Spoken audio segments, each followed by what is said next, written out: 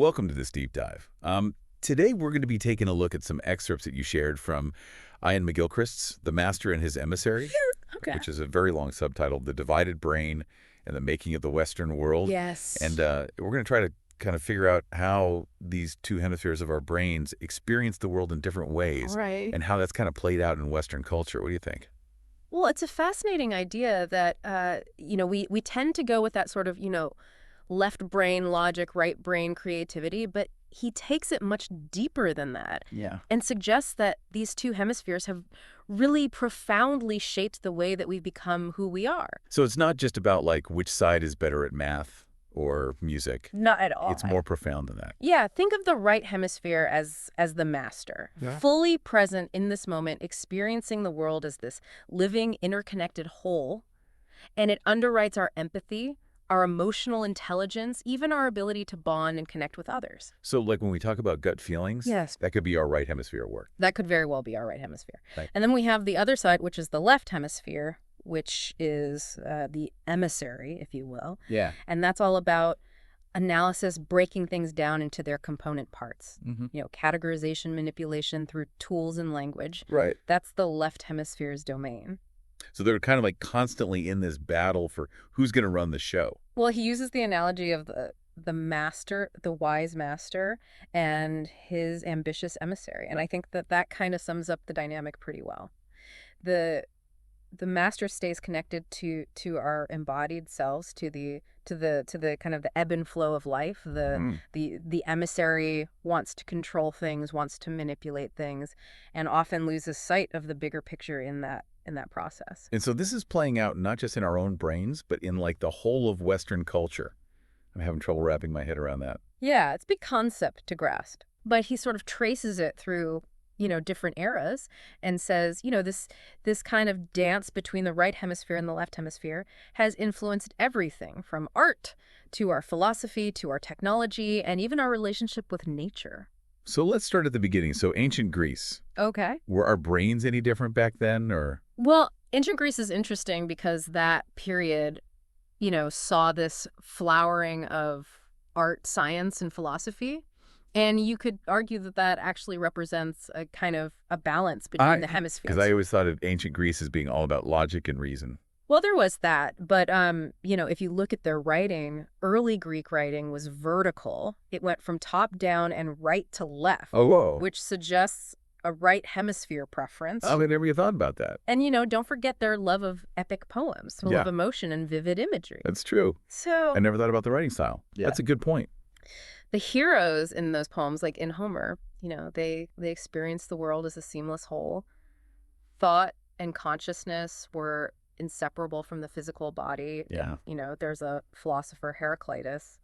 He emphasized flux and interconnectedness and the implicit, all very much, the right hemisphere's view. So when did things start to shift then towards like more left brain dominance? Well, he points to a few key developments. One is the adoption of the alphabet, Okay. which made it easier to abstract language and manipulate it. Okay. Then there's the introduction of currency, which essentially replaces tangible goods with abstract symbols. Uh-huh. And then, of course, you've got the rise of philosophers like Parmenides and Plato. Right. So Plato's realm of forms, that's a very left brain idea. That's shifting away from the ever-changing sensory world and emphasizing that kind of left hemisphere way of thinking. So this back and forth battle was already starting back then. It seems so, yes.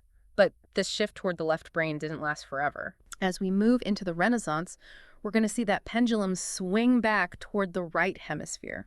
Okay. The Renaissance. Michelangelo, Da Vinci, Shakespeare. So much creativity going on. Exactly. A renewed interest in the individual emotion, the beauty of the natural world. Right. These are all hallmarks of right hemisphere dominance. And you can see that reflected in the art of the time, right?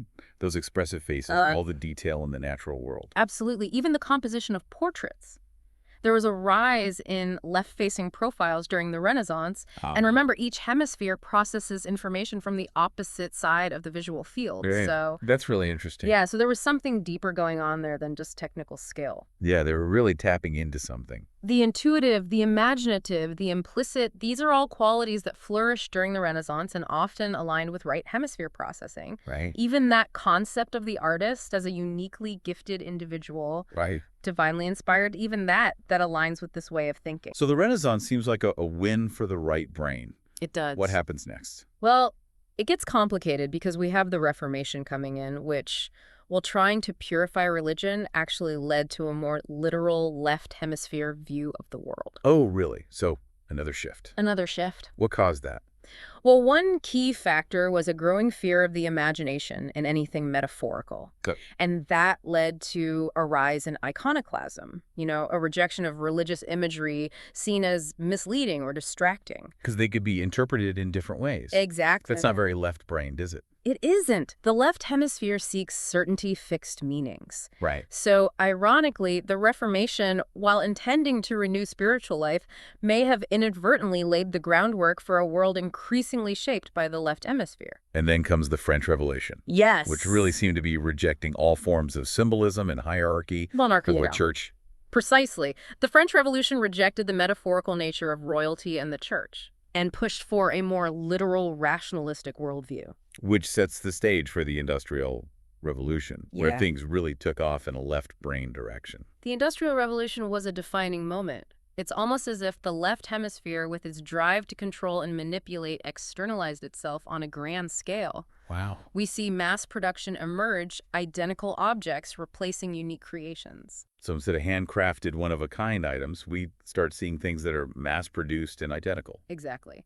And look at the shapes that define the Industrial Revolution. Perfect circles, straight lines, cubes. Those geometric forms so favored by the left hemisphere. Right. Natural organic forms gave way to artificiality. It was a world becoming increasingly standardized and predictable. So that's a stark contrast to the Renaissance, with its focus on individual expression in organic forms. It is. It's almost as if the left hemisphere had a blueprint and started rebuilding the world. That's a really interesting way to put it. And as we enter the 20th century, this trend continues to evolve in some fascinating ways. The 20th century is really interesting because we see the left hemisphere's dominance potentially reaching a new level, almost becoming totalizing in a way. It's like the escape routes are closing off. Yeah. We saw those resurgences of the right hemisphere in ancient Greece and the Renaissance. Are those less likely now? That's a question that McGilchrist really grapples with. Yeah. And he points to a few developments that suggest this. Let's start with the art world. How did art change in the 20th century? Well, we see modernism, where art becomes increasingly self-referential. Yes. So like instead of having a painting of a landscape, you get a painting about the act of painting. Exactly. Art turned inward, became preoccupied with its own processes and techniques. Right. There's also this strange intertwining of abstraction and materiality. The human form, once so central to Renaissance art, becomes fragmented and distorted in modernism. Right. So instead of reflecting the world, art becomes kind of this closed loop, reflecting only on itself. You mentioned schizophrenia earlier. How does that tie in with all of this? Well, McGilchrist draws a parallel between the schizophrenic experience and the dominance of the left hemisphere. Right. He suggests that many schizophrenic symptoms, like difficulties with context, metaphor, empathy, these align with a left hemisphere worldview. So someone with schizophrenia might hyper-focus on details, but lose sight of the bigger picture, the interconnectedness of things. That's one way to look at it. They might take metaphors literally. They might struggle to understand the emotions of others. So almost like the right hemisphere is being silenced and the left hemisphere is just running unchecked. Yeah, and he even talks about a kind of cultural schizophrenia, where he suggests that our culture as a whole is losing touch with that right hemisphere's way of seeing. So this increasing dominance of the left hemisphere is actually leading to like a fragmentation of our experience and a disconnection from the living world. That's exactly what he's getting at. Okay, this is getting pretty intense. It is. It's kind of disheartening to think about, honestly. But I have to ask, is there any hope? Can the right hemisphere make a comeback? That's the million-dollar question. Right. He does acknowledge the left hemisphere's powerful influence, but he doesn't believe it's the end of the story. Okay. He argues that there are still avenues for the right hemisphere to reassert itself. I'm all ears. One avenue is through our embodied nature. Okay. Remember, the right hemisphere is deeply connected to our bodies, to our senses, to our feelings. Right. So engaging in practices that emphasize embodiment, Uh-huh. things like dance yoga meditation, Uh-huh. these can help cultivate a greater awareness of that right hemisphere's way of being. So stepping away from the screen, going out into nature, really feeling the world around us, these can actually help reawaken the right hemisphere. Precisely. It's about reconnecting with the immediacy of experience, with that rich sensory world that the left hemisphere often overlooks. Right. Another avenue is through art. While modern art might reflect a certain left hemisphere dominance, art in its truest form can be a powerful antidote. So not just passively observing a piece, but really actively engaging with art that speaks to our emotions, our imagination, our sense of wonder and awe. Exactly. Art that allows us to see the world anew, to connect with something larger than ourselves. And lastly, somewhat surprisingly, he points to the importance of religion. Religion. That's not what I was expecting to hear. I know it might seem unexpected in our increasingly secular world, Right. but he argues that religion in its purest form can provide a framework for understanding the interconnectedness of all things, for tapping into that mystery and awe that lies beyond the left hemisphere's grasp. So not necessarily organized religion, but Yeah. more that sense of the sacred, the transcendent. Yes, it's about cultivating humility and wonder in the face of the unknown, acknowledging those aspects of reality that can't be reduced to scientific explanations or controlled by technology. So embodiment art, a sense of the sacred, those are our escape routes.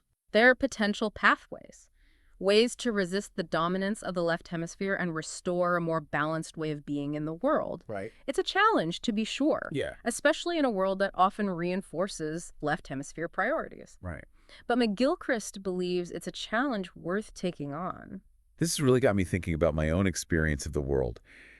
How do we actually apply these ideas in a practical way? Yeah. Does he offer any concrete advice? Well, he doesn't provide like a step-by-step guide, Right. but he does encourage us to think critically about our assumptions, Okay. about the world and about ourselves. Uh-huh. And a key takeaway for me is the importance of cultivating awareness. Awareness of what exactly? Awareness of those two hemispheres within us, Okay. how they color our perceptions, Right. and how they're reflected in the world around us. Recognizing the limitations of the left hemisphere, Okay. its tendency to overreach, but also appreciating its strengths. So not demonizing the left hemisphere, but seeing it as part of this dynamic interplay with the right hemisphere. And finding ways to nurture those right hemisphere qualities. Right. The empathy, connection, sense of wholeness that are so crucial for a flourishing life and a healthy society. Yeah. It's a call to action. Yeah. A reminder to resist the forces that are pulling us toward fragmentation and disconnection. This deep dive has been eye-opening. Yeah. It's amazing how these patterns are showing up everywhere. Yeah. In our own life and how we interact with others in the world at large. It's almost like our cultural institutions, our education systems, even our technology are reinforcing this left brain dominance. Yeah. It's like we're being conditioned to think a certain way from a young age. Yeah. Like our whole culture is tilted towards the left hemisphere. It's a compelling argument, and he uses the example of our education system. Right. Standardized testing, rote memorization, linear thinking. Yeah. It often prioritizes left hemisphere skills and neglects things like creativity, empathy, critical thinking. Right. It's like we're churning out these little emissaries Exactly. primed to conquer the world. Yeah. But maybe losing some essential human qualities along the way. And you mentioned technology. I mean, Right. technology, particularly in its current form, has the potential to really amplify this imbalance. Right. Think about the constant flood of information, Right. the fragmented attention, the virtual world replacing the real world. Yeah. All of these reinforce the left hemisphere's way of seeing and experiencing things. It's like technology is the ultimate left brain tool. It is in many ways, yeah. It's all about, control, manipulation, efficiency, Yes. but it can also be incredibly isolating. That's right. We're spending more and more time in our heads in these virtual worlds and less time connected to our bodies or the natural world. And that raises a really important question. What's that? What would a more balanced world actually look like? What if we designed our institutions, our technology, even our cities, in a way that honored both hemispheres, both ways of being? So imagine a world where creativity and empathy were just as valued as logic and efficiency. Exactly. Where technology actually helped us connect more deeply with the world around us instead of isolating us from it. Yes. Where our education system nurtured the whole person, not just the left hemisphere. That's the It idea. sounds utopian, but I love it. It might seem that way, but I think it's worth striving for. Yeah. And it all begins with, recognizing these incredible insights that McGilchrist offers, Yeah. understanding this deep interplay between our brains and the world that we create. This deep dive has really shifted my perspective. Good. I'm It's like a light bulb has gone on. Yeah, I'm seeing these patterns everywhere I look. that's the power of these ideas. They Yeah. have a way of changing how we see things, Right. making us more aware of the forces that are shaping our lives Yeah. and the choices that we have in responding to them. I know I'm going to be paying more attention to those whispers from my right hemisphere from now on. Me too. Well, we've covered a lot of ground in this deep dive. I'm curious what stands out to you, dear listener, as you reflect on McGilchrist's work. What resonates with your own experiences? What new questions or insights have emerged for you? We'd love to hear your thoughts. Until next time, keep exploring, keep questioning, and keep diving deep.